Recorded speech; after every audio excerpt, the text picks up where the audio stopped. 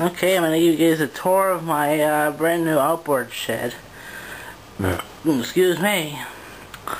The roof is corrugated plastic, and this has UV inhibitors in it, so hopefully the UV rays won't damage the paint on my motors.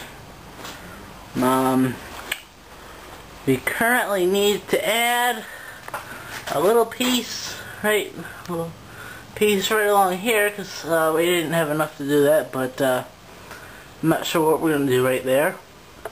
We also need to get like some sort of a tarp to put over the roof for hot sunny days, because right now it's I think it's around 70 degrees outside and it's pretty humid, so it's pretty hot out in here.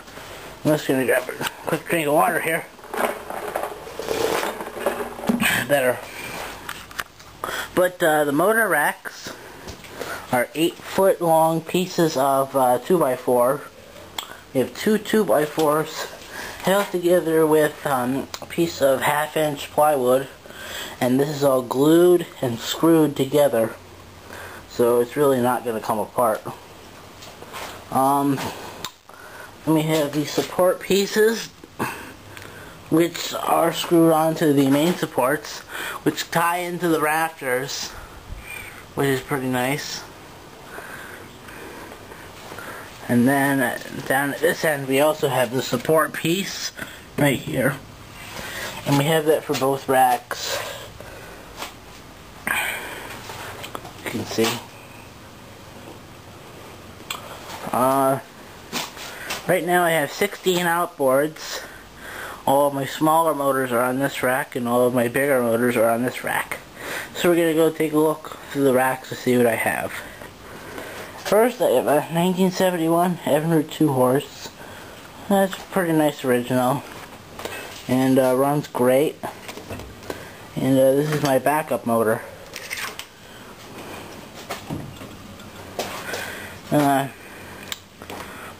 This is a 1969 British Seagull 40 featherweight, 1 to 2 horse. Runs great. It needs a fuel tank cap, so if anyone has a Seagull fuel tank cap, let me know.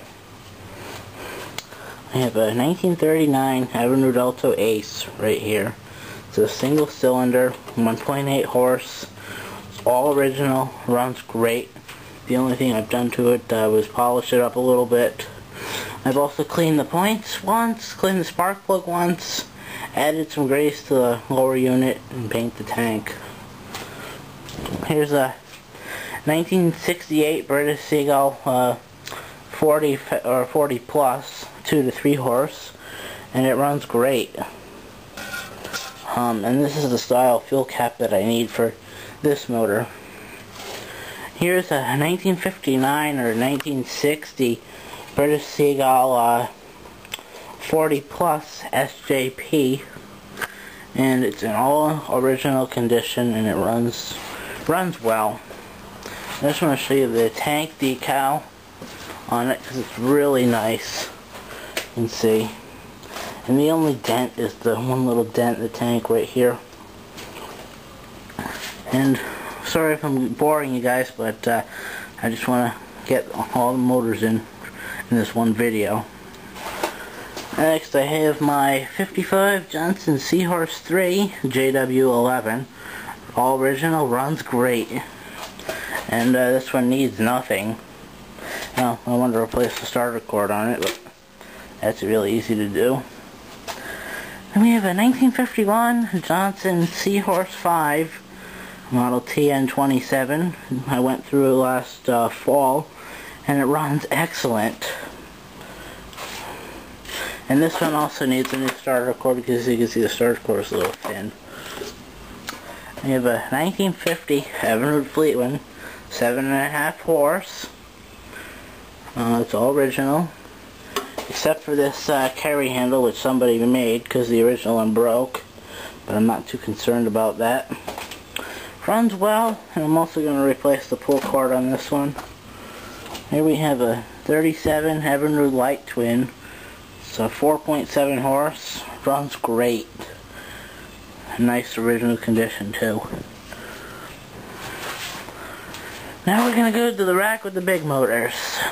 I'm going to start out with my 1956 Johnson FD10 15 horse. Runs great. All original.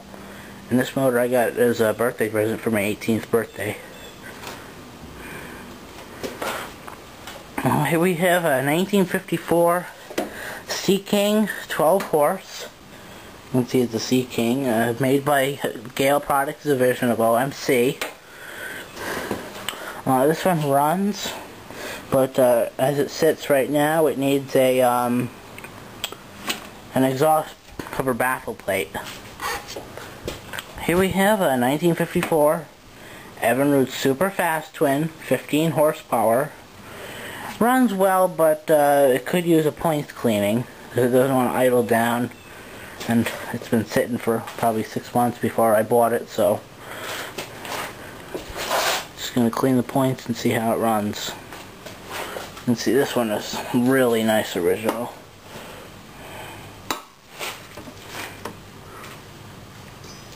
Here's a 1937 Johnson KA37, 9.3 horsepower. It's an alternate firing twin. You can see the two plug wires. This one runs, but it does need some ignition work. And I also want to strip the rest of the blue paint off the lower unit. I'm going to go around the other side to show you that. You can see, and this motor should all be polished aluminum. Then open up the spark plug cover. You can see there's two plugs. Here, excuse me again. Here we have a 1951 Johnson 10 horse QD12. It's really freaking ugly, but it runs like a champ. You can see the decals are not really that nice. Paint's not really that nice. I'm trying to sell this motor though. And we have a 1954 Evinrude Fleetwind 7.5 horsepower. It runs pretty nice. Needs to be painted and decaled. So if I get inspired, I might do that. Here we have a 1946 Evinrude Zephyr. It's a 5.4 horsepower 4-cylinder. It's in really nice original condition. I just I removed the recoil starter because I was having some issues with it, so I turned this motor into a pull start motor. That's about it. So thanks for watching. Bye.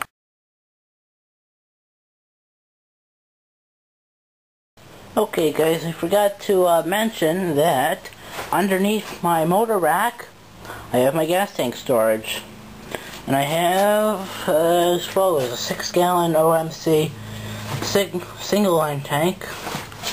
I have 3 Evinrude Johnson 6-gallon pressure tanks, as well as one 4-gallon OMC pressure tank. And pretty much that tank is a good tank. These 2 tanks are good tanks, and that's a good tank. That tank I still need to go over. And that's about it. So, bye.